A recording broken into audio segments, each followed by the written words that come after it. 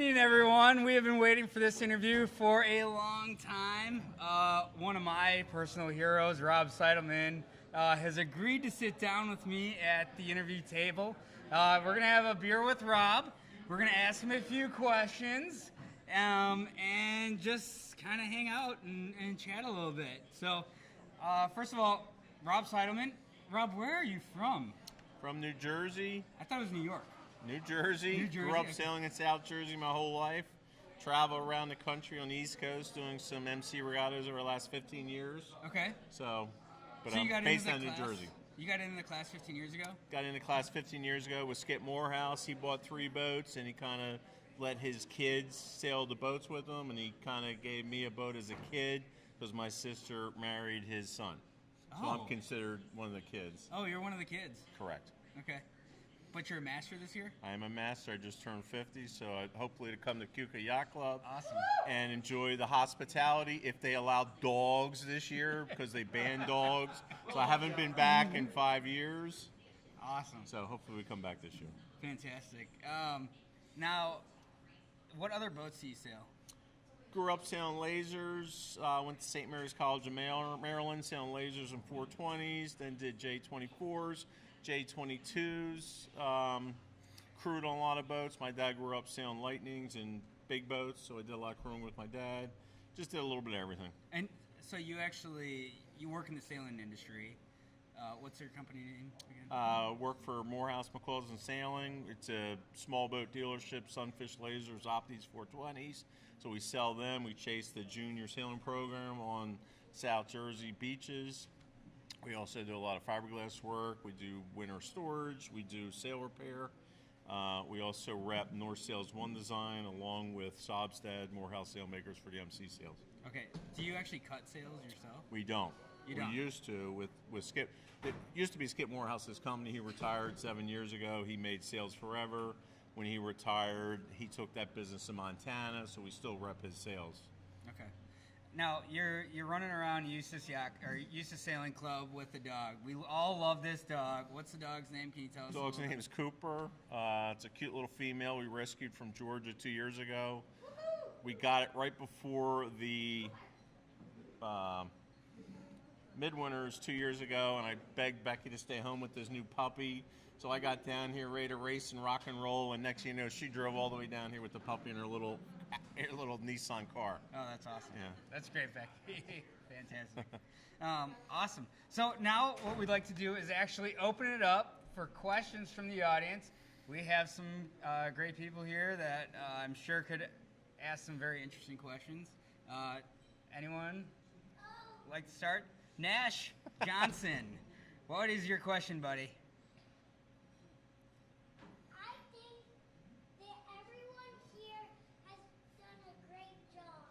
Thank you very much, Nash. Thank you. That is awesome. That's a great job, buddy. Awesome. Any other questions? We got one back here, Bill. Is that the Seidelmann from Lightnings in the 60s? Exactly. That was my father. He grew up sailing Lightnings and Dusters and Comets and all the One Design classes, made Sails Forever and did very well on the Lightnings, you know. All right. Didn't know that. Yeah. Thanks. So Rob, how many boats did your dad build? Over 2,000 boats between sailboats and powerboats. He started building sailboats in the 70s. In the 80s, when the economy crashed a little bit with sailboats, he started building powerboats through the 90s. And then we went to work, me and him both went to work for Egg Harbor Yachts and Buddy Davis Yachts, built sport fish for 10 years. That market crashed. That's when I went in with my friend in the small boat business.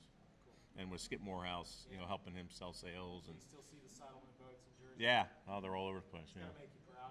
Yeah, it's neat. And me and Becky always talk about getting one and racing it and cruising it and just having some fun with one.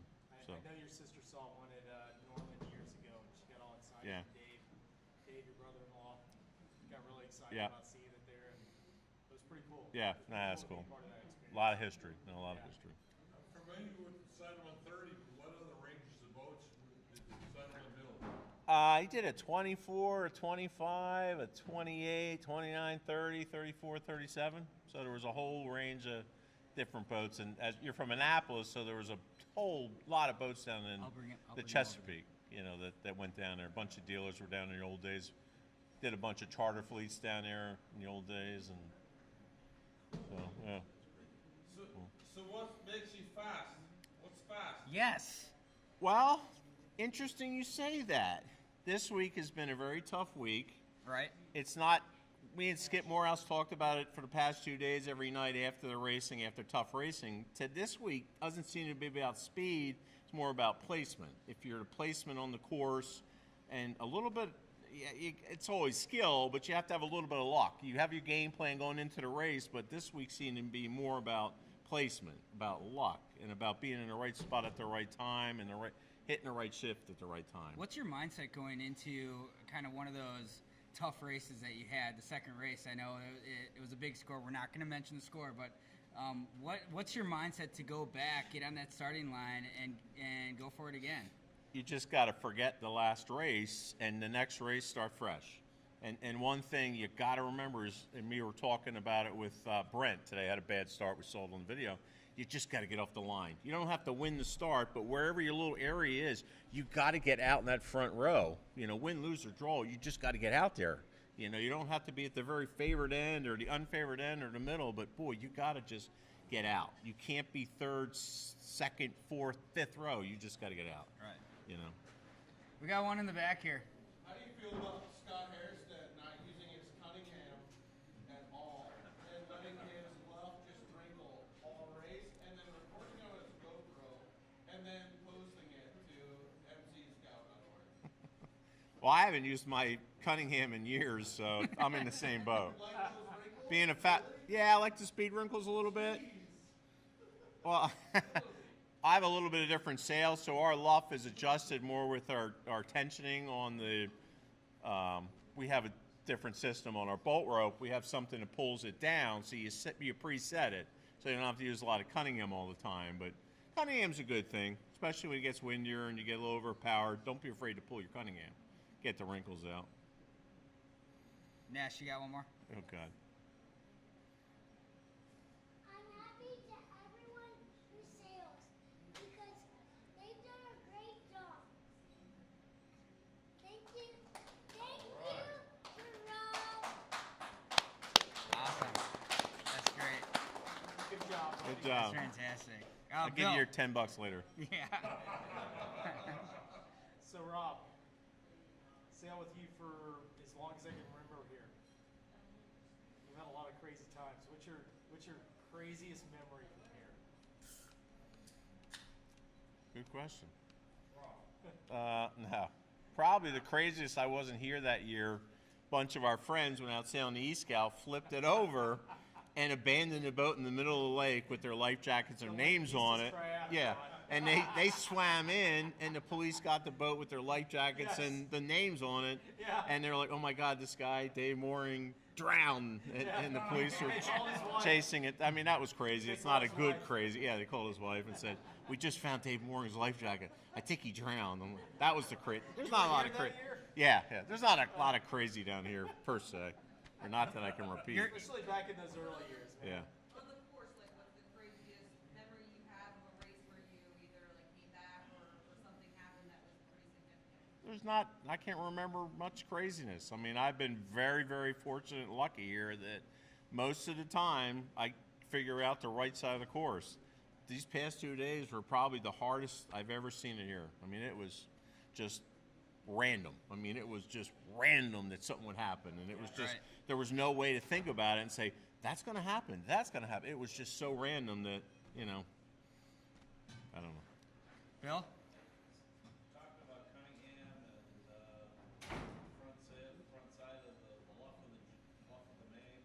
Is there a difference between the masts over the years? If you have a old mast from the 90s, a Johnson mast from the 90s versus a Melgus mast from 2019, are there differences in masts over the years? I don't know. To be honest, I sailed 2 boats. Skip had a 96 Johnson I sailed, and I have a 2001 Melgus I sailed. They had the exact same bending characteristic mast, so that's all I know. So I haven't seen anything or known anything. But one thing I say to people and everybody, too many people jump sails every year. Let's buy the new hottest sail. you know, whoever. Let's buy this sail, their sail, and they change sails every year, every 2 years. You gotta almost sail the same sail year after year after year, because the more you sail it, the better you get. You know, you can't just pull up a sail, pull it in, and like, I'm fast, I'm winning. I mean, it takes a lot of learning of how that sail goes fast and slow. I mean, and I've learned a lot over the years sailing the exact same design for 7 or 8 years now. So I mean, and the mast might be the same way. You got to learn your benditure, your mast, and how your sail sets up with it and whatnot. So I'm assuming you're not getting a new boat right now? Me and my buddy in New Jersey, Mark Schneider, keep talking about it, and I just, not yet. To be honest, they're too expensive. We're going to cut that out. Well, Please don't. I really appreciate you sitting down with us. I was hoping we get a little bit, I guess, weirder in this interview, but it's not going to happen. I tried. Yeah, I know. Question. I would like to say that you know, if you're coming on port and I'm on starboard, I'll definitely take your transom anytime. You don't have to do that. No way, take him over. Johnny, I do have one question. Yeah, yes, sir. One of the things, Rob, that always intrigued me about you is that even though you're bigger than me, how you manage to still make the boat go fast in light air, right? Yeah. Because the light air stuff kills me, and I look at you and I can't say, oh, it's because I'm too big, I always have to sit on the low side, etc. Because I look at you and it's like, he makes the thing go fast. The angle of heel is everything. I mean, it's just angle of heel is everything. So always either you're sitting down low or you're standing up heeling it, but you got to have that angle of heel everywhere, upwind, downwind, rounding marks.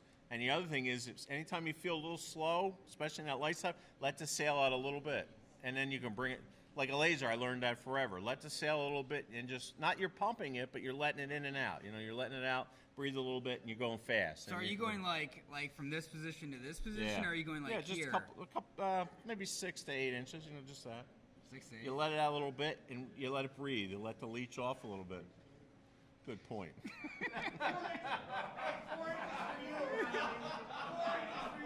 I was gonna say something, but I'll keep my mouth shut.